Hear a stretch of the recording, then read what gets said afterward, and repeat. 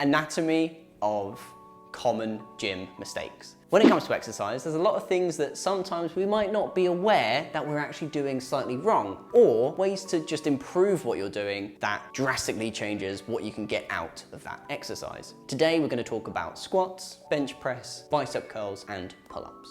When it comes to our squats, we've got these two videos to look at. Try and have a look at what's wrong in this first one.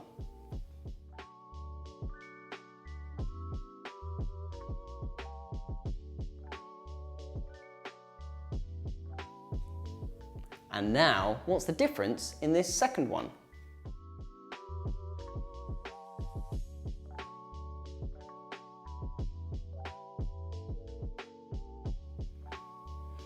It might be quite noticeable for you. Some other people might not notice it straight away, thinking, well, either way he's squatting. But actually, it's about our base. A lot of times, I see that their feet are a little bit too close together, and then their knees are also a little bit too close together. When you squat, you want to make sure you have a nice wide base so you can spread out the weight that you're holding, or even if it's just your own body weight, you will feel more sturdy. And you want your knees to go slightly outwards to activate your glutes and to also let your body be able to come through your hips. If your feet are too close, you're never going to be able to reach down all the way to the ground because your knees are in the way. One other thing that can be kind of dangerous is when people are doing high bar position with a low bar squat. So here's this first video of a high bar back squat.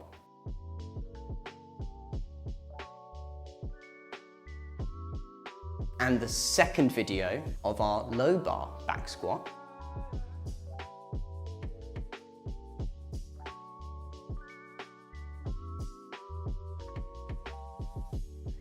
And the third vital mistake is doing our high bar position, but doing a low bar back squat.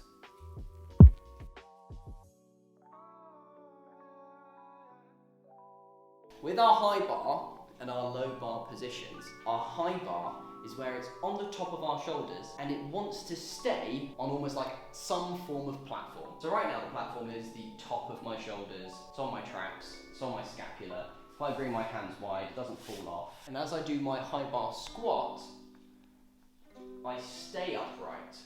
So the angle of my spine hasn't changed and I can just balance the bar on my back. A low bar position is where it's lower down on your body. It's underneath your scapular ridge, which is at the top of your scapula. And as you do a low bar back squat, you lean forwards to turn into that table where you can balance the bar on your back.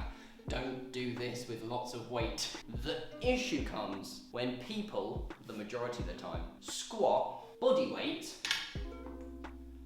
in a low bar position, but how most people set the bar up on their body is in a high bar position, at which point when you lean forwards, the bar is now not balancing on your back or your shoulders, but on your spine and your neck and nerve endings, and this hurts. Please make sure that when you set up to do your squat, you do either a lower bar position if you're going to do low bar, where your chest comes forwards, or make sure you don't come down as low if you can't yet, and practice keeping your chest nice and tall in that high bar position. Don't lean forwards and let the bar come up on your neck. Go watch the How to Fail video. It will explain more as well. So, as a summary, when we do our barbell squats, we want to make sure that we're squatting with the right bar position for the right movement we're doing. If we're going to bend forwards, put our bar in a low bar position. And if we're going to be keeping upright, keep your bar high bar. That's the easiest way to keep that rule stuck in your head. Bench press. We have talked about bench press before in another video, How to Fail, which you can find at this little link that's up in the left-hand corner, right-hand corner, my left, your right. Don't worry, it's there. In that How to Fail video, we discussed how to fail when you're doing a bench press, which is don't do it without people. But you can also do a tiny mistake which might not make you fail, but can hinder your ability to actually bench press. Looking at this first video, my elbows are quite spread out wide. I'm almost making a T position with my arms like so. really wide, and it ends up putting all the pressure on your front delts, this part of our shoulder, instead of our chest, which is nice and strong. In this second video, you can see that we are using a 45-degree angle with our elbows, so that we're down to the side, and as we drive the bar up, you can activate your chest more. It's much better, safer for your shoulders, and you'll feel stronger.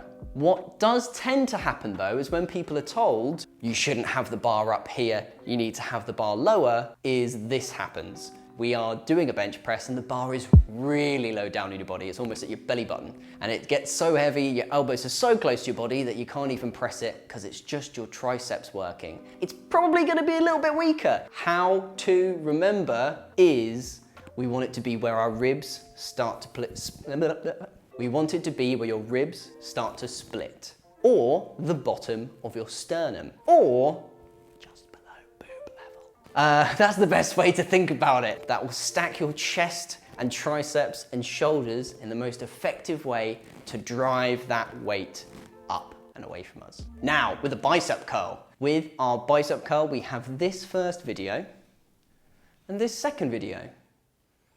What's the difference? That first rep, second rep, tell the difference. First rep, second rep. There's not much of a change, but it drastically changes the impact of your bicep curl. The thing we're focusing on is the top position. A lot of times the mistake I see is people come all the way up and they really come all the way up.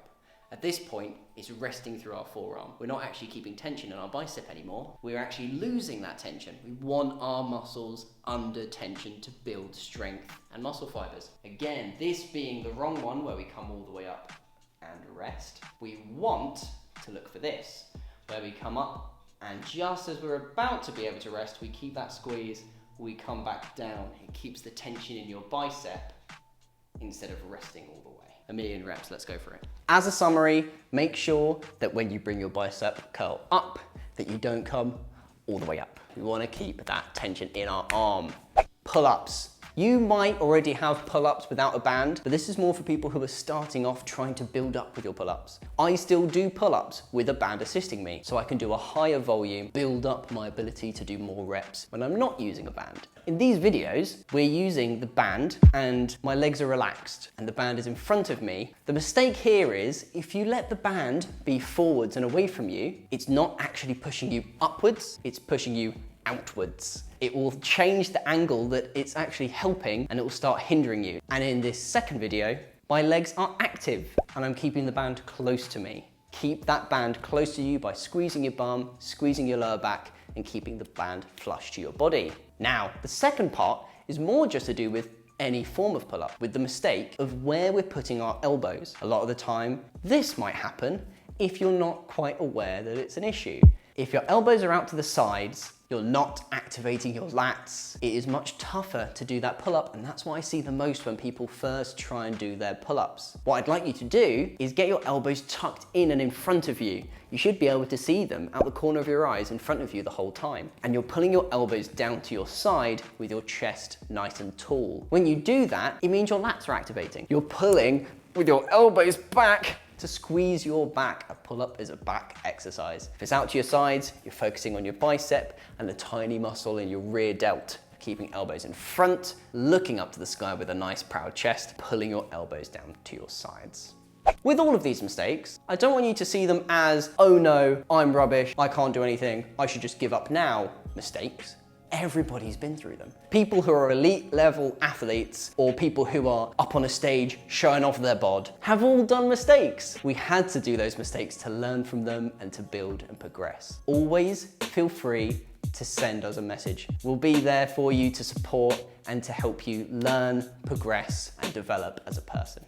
If you've enjoyed this video, please subscribe. It'd be really helpful for the channel. If you want to watch more, we have a video here, but we also have a video here.